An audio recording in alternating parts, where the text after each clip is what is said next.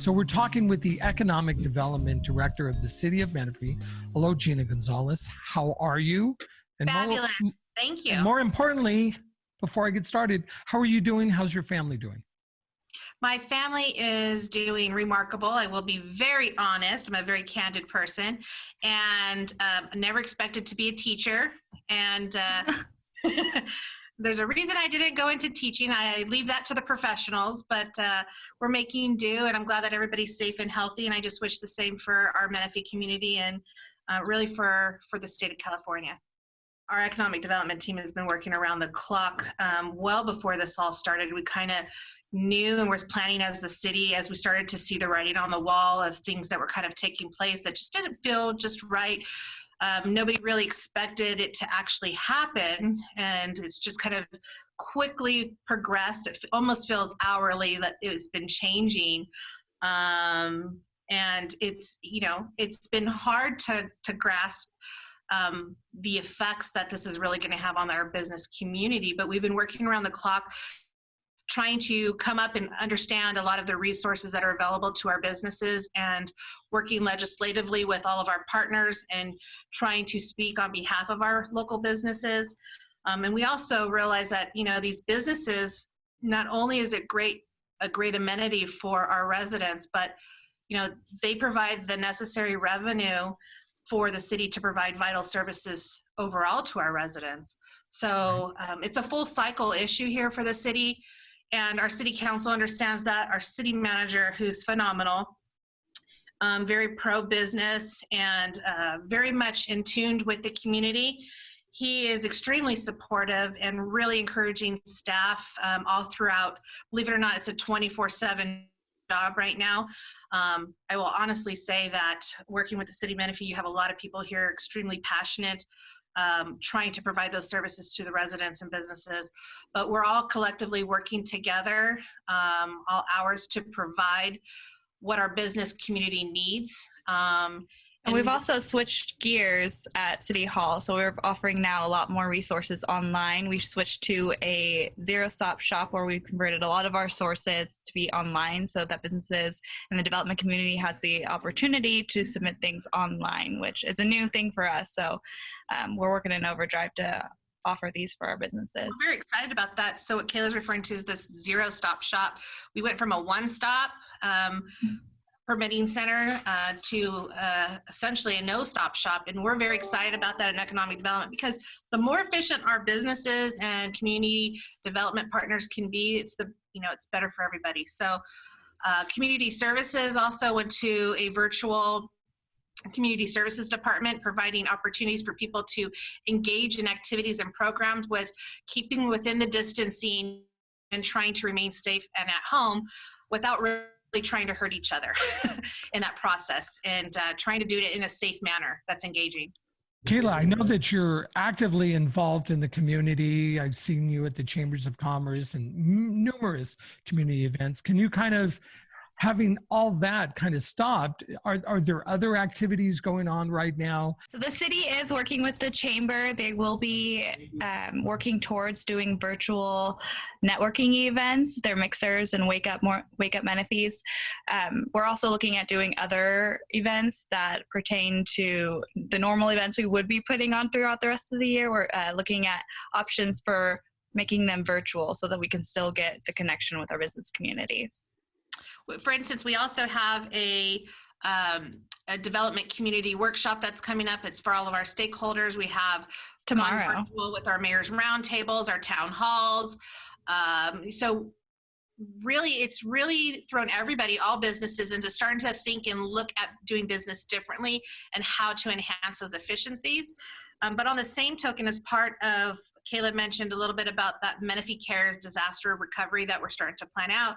One of the mechanisms that came from the city's proclamation for the state of emergency set aside a carve out for economic development related activities, and one of them we rolled out was the Menifee Menifee wards program, where we're really trying to expand and think differently on how to drive business to our local storefronts, so to speak, those essential businesses. I want to go over that one more time because I really want to dial it in. Describe how it is. I go to a restaurant that's on this listing. Restaurant. Yeah, so let's each say I go to day, a restaurant and I want to buy this bottle, right?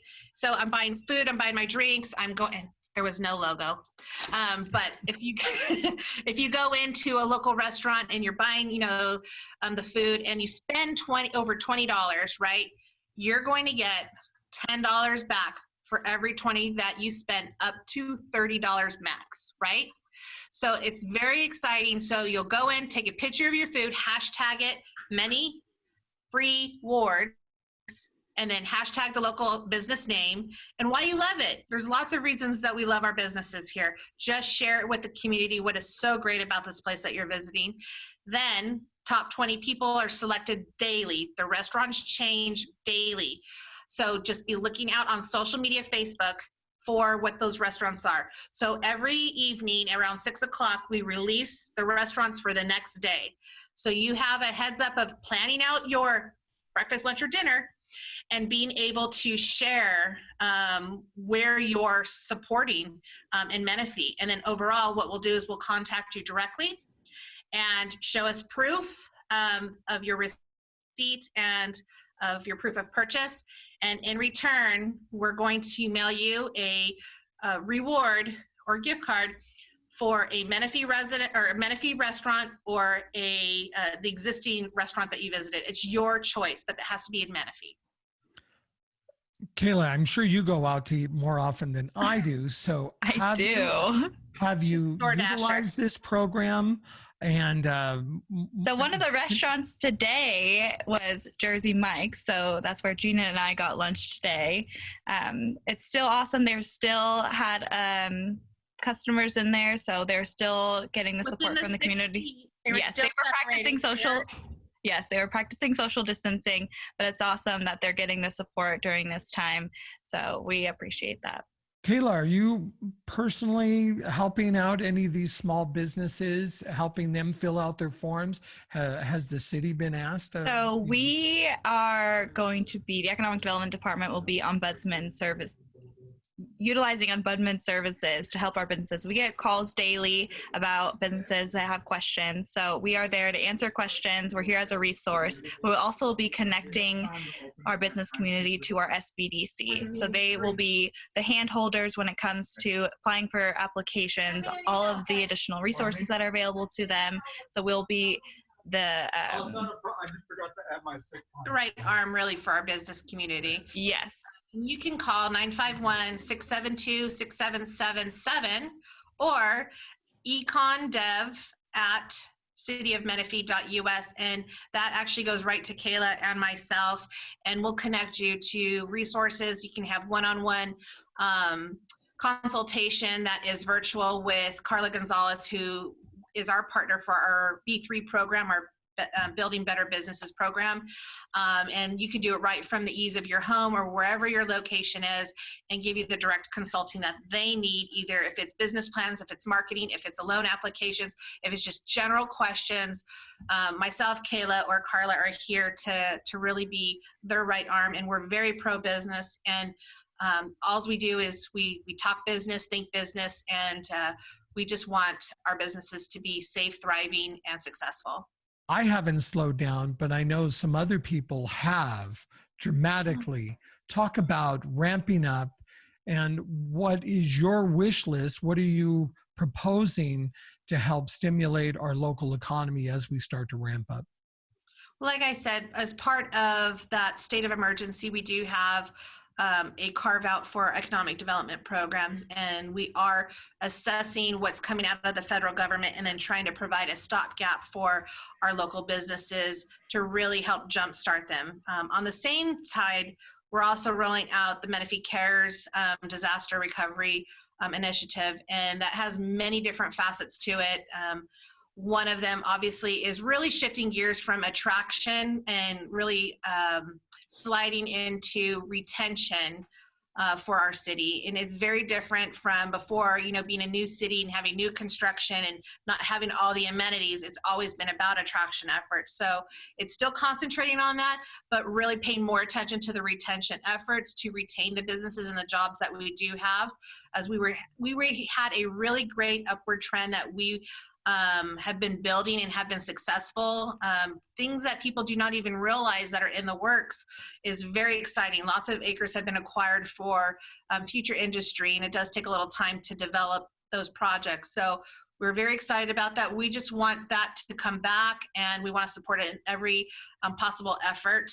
So we can essentially work locally and increase the quality of life of our residents. So you'll start to see our economic development team really concentrate on retention efforts and creating and maintaining the jobs that we have locally and trying to encourage more of that development. So you'll see a lot more of that coming out, and that's what we've been planning for, is the recovery efforts. How's our housing? We had a lot of housing activity here, a lot of home builders. I live in Heritage Lakes. Yeah. I still see some construction going on. Have housing construction projects stopped? Are they continuing? Kind of give me an update on that. Other cities have been seeing a slowdown in housing development, but we are not in that boat. We have 35, I believe, housing tracts under construction right now. I think this week the rain may have slowed them down a little bit, Right. But other than that, we're still moving forward with all of our housing developments. The actual state actually made that very apparent that they definitely saw that as an essential need. And with the housing crisis that the state is experiencing, they wanted to ensure that housing development continued. The most important question is everybody wants to know, what's the status of the movie theater? I mean, that is our the big favorite thing. question. How's that going? Is that when is that going to, yeah, who wants to answer that? It has been a very lifelong process, it feels like. You know what, George Krikorian, he's a great guy, and he has actually been working on this project for quite some time. And I know everybody's going, I know that. No, but literally he has been working through permitting, and then it was expansion, and he had to get another acre of land, and then it was changing the plans. And then when he changed, basically acquired an additional acre of land, then he expanded the theater based off of the demand that we had out here regionally. So it was just like one thing after another, and all those things took time. But as you can see, he's moving quite quickly, and it's gone up, it feels like overnight, and he's got a really cool design with the materials that he's been using to build that. There are these really cool foam horn block, fox blocks, and that's enabled him to move very, very quickly. And he's got a great superintendent out there. So we're all very excited and look forward to that opening. And you'll start to see those retail centers open up first. And then slowly after that, you'll see the theater progressively open. Are we looking at a completion date for this whole project? In other words, when can I buy a ticket and go to the movies? So I know that Mr. Krikorian has publicly spoken and said that he would like to see this open before Thanksgiving. The way that they're progressing, I'm sure it'll be a lot sooner. But I would hate to put an actual date on it other than him saying that, yes, by fall of 2020, that we'll see some great movies and some recliners are in our future. Kayla, I want you to interject in here, kind of talk about some of the programs. I know you talked about that, the restaurant program that's going on if I go there, but just quickly, if you can talk about some of the active programs that we have going on to support local businesses here in our community. So one of the programs that we run out of the Economic Development Department is our Business Spotlight program.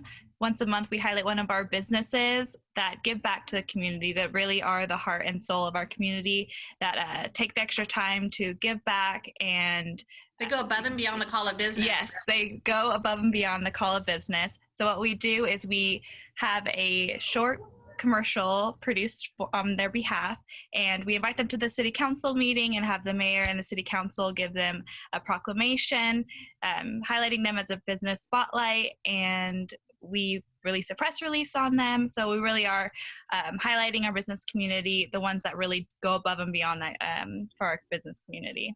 I think it's extremely important too for people to see the types of businesses and which ones to support that are supporting their community, right? Mm-hmm. And not only that, but by providing a commercial, a 30-second commercial that they could repurpose any which way that they see that promotes their business, that they don't necessarily have the funding to put together a high quality commercial to promote their business. We're thereby doing it, promoting our local businesses. And not only that, we want other businesses to see that they have a community that supports business growth here and supports the culture that's here in Menifee. And there's more of the reason of why they need to locate here, right? So it's just part of our business retention program, our B3 program again. We're very, very proud of that program and that the council really wanted to see that program come to fruition. Well, that's all I have. Is there anything I missed? Is there anything we wanted to touch on? I have lots of material. I would love for people, we have so many more programs. This is just touching just a few of the ones that we do.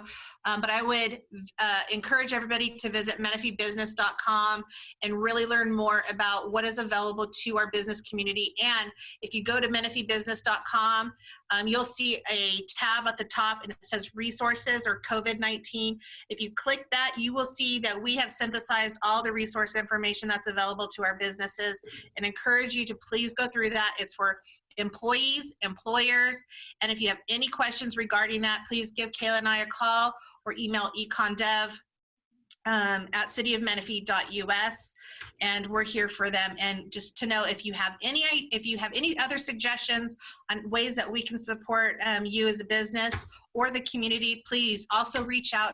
We love to improvise and provide innovative ways to support our community. So, nothing is out of the ordinary for us. We are always looking for new and exciting ways to really, really support our businesses. Thank you very much for your time, ladies. You represent this city extremely well and professional. And again, I really appreciate your time because I know you guys are busy. Not a problem. We thank you for sharing the information and making sure that our businesses know what resources are available to them. Thank you, Mr. Sandoval. Thank you.